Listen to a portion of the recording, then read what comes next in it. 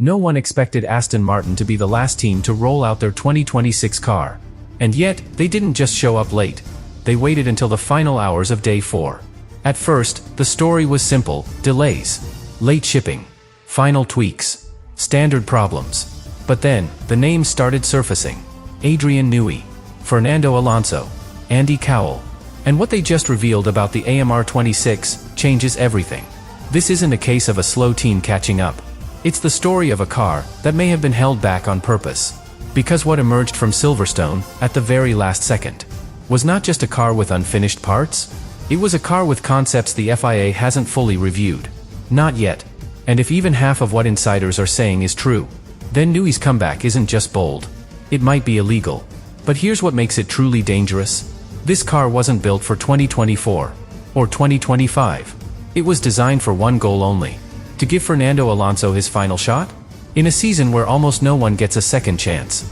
And what's hiding under the surface of the AMR26? The architecture, the integration, the tricks, could turn the 2026 grid upside down. That is, if the FIA lets it race. From the outside, Aston Martin's rollout looked clean. Polished branding, controlled visuals, a precise, measured debut of the AMR26 on their terms. They announced the car's design was evolutionary. They said it focused on balance, efficiency, and sustainability. All the expected language. But what wasn't said, not in the launch, not in the press releases, is how late this car really was. Not just in delivery, but in validation. According to documents reviewed after day 4, the AMR26 missed 2 internal dyno deadlines. Not by hours, by weeks. And when the car finally arrived at the circuit, it wasn't in race trim. It wasn't even in test trim. It was in concealment mode. A single lap. No data shared. No feedback from Alonso. No detailed footage allowed past the garage line. Now, under normal circumstances, that could be chalked up to caution. A new car. A tight schedule. A delayed build. But the other teams weren't buying it. Sources at Mercedes and McLaren both flagged the same issue. The rear floor wasn't consistent with the digital model shared earlier. Key cooling intakes were missing. And the wheelbase appeared marginally longer than permitted tolerances. None of this triggered an official response. Not yet.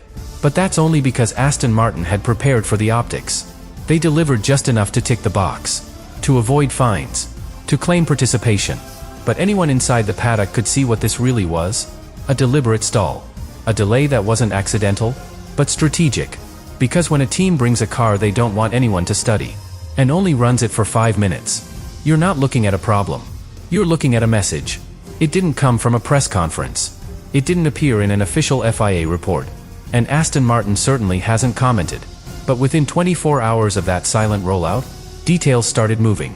First, it was a technical coordinator from a rival team. Someone who's worked trackside long enough to notice the wrong kind of silence. They described the car's rear section as visibly stiffer under load. Unusual movement in lateral flex.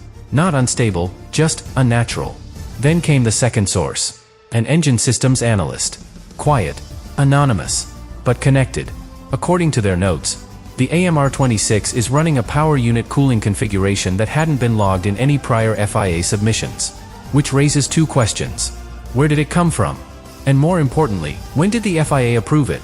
Because under current regulations, any change to thermal flow geometry must be declared prior to pre-season testing. But no such amendment had been published. That's when the third detail hit.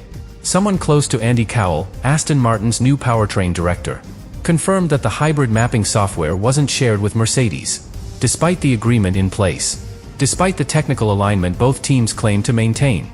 And that's not just strange. It's political. Because in a season where shared suppliers are under increasing scrutiny, a move like that breaks more than just protocol. It breaks trust. Now, no one's filed a protest. Not yet. But behind the scenes, what's being said sounds less like rumor, and more like preparation. Teams are watching. The FIA is listening. And Aston Martin? They're not correcting the record. Because in Formula 1, you don't confirm something you might need to deny later. There's no single line in the FIA code that bans what Aston Martin just did. No article was clearly violated. No penalty has been issued. And that's exactly what makes it so dangerous. Because when a team builds a car designed to avoid detection, not to deceive, but to escape classification, they don't need to break the rules. They just have to stay in the space between them. Take the cooling geometry. The FIA regulates airflow volume, temperature thresholds, and directional flow limits. But it doesn't strictly define transitional staging across power unit modes. Not when it's internal. Not when it's software governed. And not when the actual output stays within legal bounds. So when Aston Martin changes the way thermal loads are transferred through the ERS, and the surface temps remain legal, there's technically nothing to investigate. But anyone who's worked in this sport long enough knows. That's not innovation. That's insulation. The same goes for the stiffness differential in the rear floor. No moving aero. No active components. Just variable compliance under stress loads that, to the naked eye, look static. Until the cornering forces pass a certain threshold. Then, the floor doesn't flex. It adapts. Not enough to breach the load test, but enough to stabilize the aero profile in high-speed corners. And enough to raise the question, are we watching passive response? Or pre-modeled structural behavior? Because the second one isn't banned. Not yet. And that's the pattern starting to form. Not a single big violation. Just a series of micro-adjustments, each legal in isolation, but collectively building toward something the FIA has never had to regulate. That's the gray area. And Aston Martin may have just defined the new shape of it. On paper, the AMR26 is legal. Every sensor reads within range. Every physical component passes scrutineering. But inside the FIA, something else is being discussed. Not the car. The timing. Because what really unsettled the regulatory body wasn't the floor, or the cooling layout, or even the restricted data. It was the fact that Aston Martin waited until the last possible moment to reveal a package that looked nothing like what they declared weeks earlier. And they got away with it.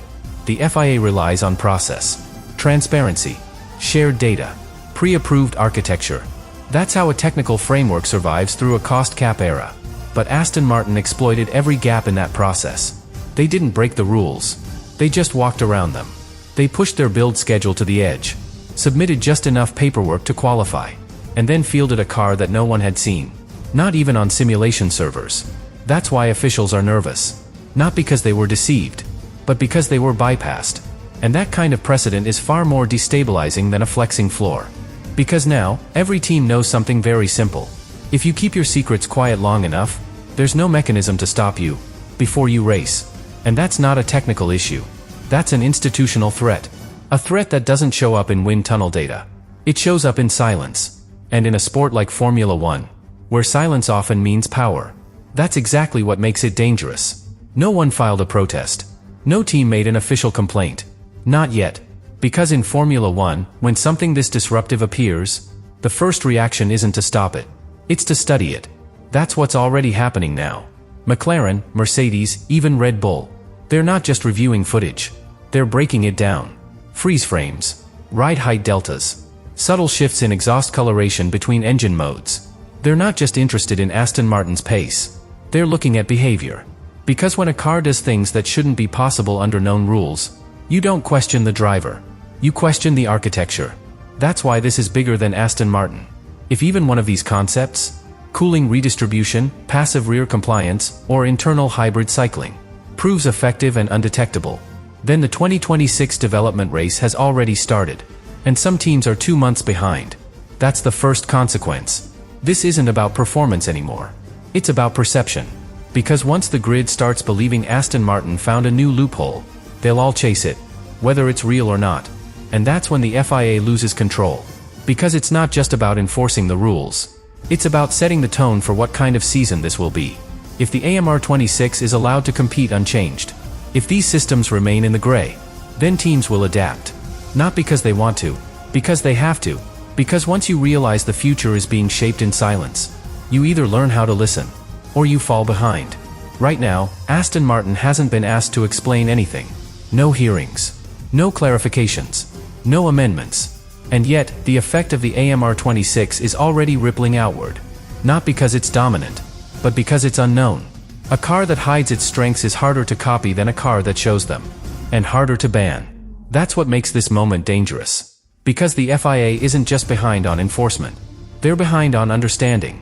Every season has a tipping point. A moment when the shape of the grid quietly shifts. Not through lap time, but through direction. And day 4 might have been exactly that. Because if Aston Martin has found a structure the FIA can't yet define, then they've done something bigger than build a fast car. They've built a concept that no one knows how to stop. Now, other teams face a choice. Try to replicate it, fast and quietly. Or wait for the FIA to act. And risk starting 2026 with a technical deficit. That's not just pressure. That's fear. Because the worst-case scenario for every team isn't that Aston Martin cheated. It's that they didn't. It's that everything they ran, however strange, however suspicious, was just inside the rules. And if that's true, then 2026 won't be decided by driver skill or aero efficiency. It'll be decided by who's brave enough to follow Aston Martin into the unknown.